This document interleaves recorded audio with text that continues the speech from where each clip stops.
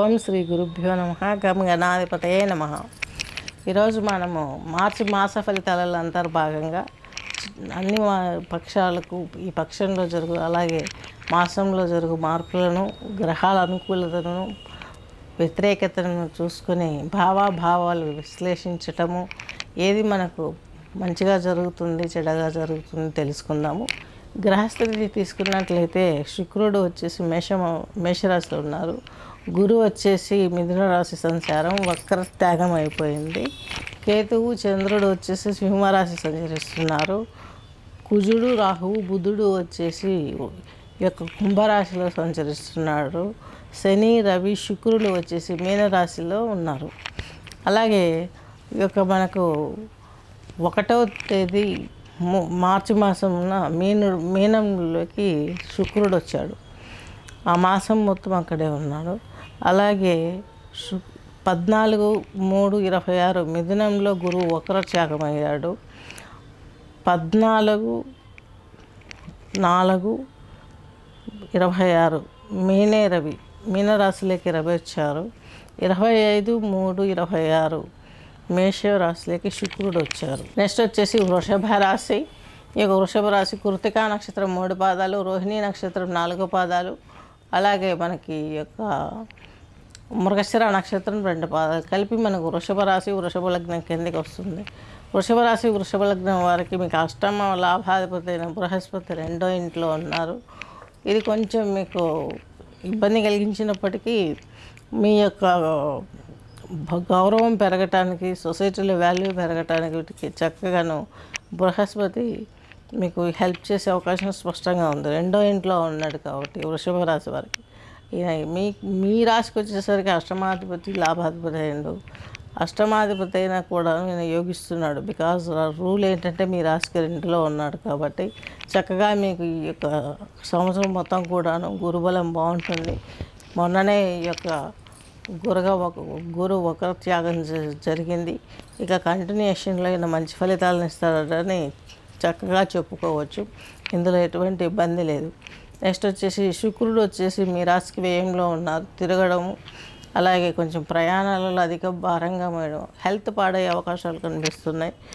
అలాగే మీకు శుక్రుడు అంటే స్త్రీ మూలక సంబంధమైన గర్భసంచికి సంబంధించినటువంటి ప్రాబ్లమ్స్ మీరు ఫేస్ చేసే అవకాశాలు కనిపిస్తున్నాయి. అలాగే కళాత్మక రంగాలలో ఉన్నవారికి కూడా కొంత ఇబ్బంది కలిగే అవకాశం చాలా వరకు కనిపిస్తుంది. కాబట్టి నిదానంగా మీరు ఆలోచించి ఆచితూచి విసరించాల్సిన అవసరం ఎంతైనా ఉంది. ఈ యొక్క వృషభ రాశి వారికి, వృషభ లగ్నం వారికి, మీకు వచ్చేసి వృషభ రాశి వృషభ లగ్నం వారికి దశమ స్థానంలో రాహువు కుజుడు బుధుడు కలిసి ఉన్నారు. దీని గురించి తీసుకొని మనం ఈ దశమ క్షేత్రంలో ఉండడం కుజుడు బుధుడు రాహు. బుధుడు ఎవరితో కలిసి ఉంటే వారి ఫలితాలు ఇస్తారు. నపుంసగ్రహం తన సొంత ఊహ తన సొంతంగా స్పష్టంగా బలాన్ని ఇవ్వడం అనేది జరగదు. ఎవరితో కలిసి ఉంటే వాళ్ళకి సంబంధించినట్టు తన బిహేవియర్ ఉంటుంది. ఇక్కడ మీకు వచ్చేసి రాహు ఉన్నాడు దశమంలో. కొంత ఇబ్బందిపరమైనప్పటికీ సొసైటీలో ఉన్నటువంటి బిజినెస్ పర్సన్స్ కావచ్చు, జాబ్ పర్పస్ ఉన్న వాళ్ళు కావచ్చు, పైకి మాత్రం గంభీరంగా కనిపిస్తారు. తర్వాత కూల్ అయిన తర్వాత వాళ్ళు మీకు ఇచ్చే గౌరవం కావచ్చు, ప్రోత్సాహం కావచ్చు 100% మీకు చక్కగా చెందే అవకాశాలు స్పష్టంగా గోచరిస్తున్నాయి.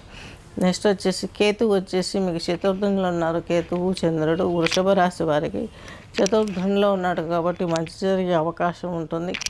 కేతువుతో కూడుకున్నటువంటి ఈ యొక్క చంద్రుడు మీ స్థానాన్ని చక్కగా ఎక్స్పోజ్ చేస్తుంది. చంద్రుడు కూడా స్థానాధిపతి.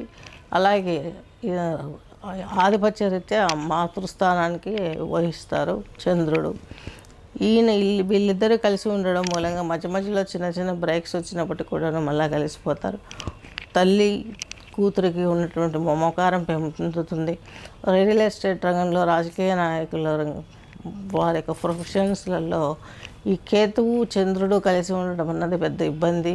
ఎందుకంటే ప్లస్ రావడం ఒకసారి జరుగుతుంది, మైనస్ రావడం ఎక్కడ తప్పు జరుగుతుంది అని తెలుసుకునేంత జ్ఞానం లేకుండా చాలా ఈజీగా మూవ్ అవుతారు. అట్లే వెనకబడిపోయే విషయం జరుగుతుంది.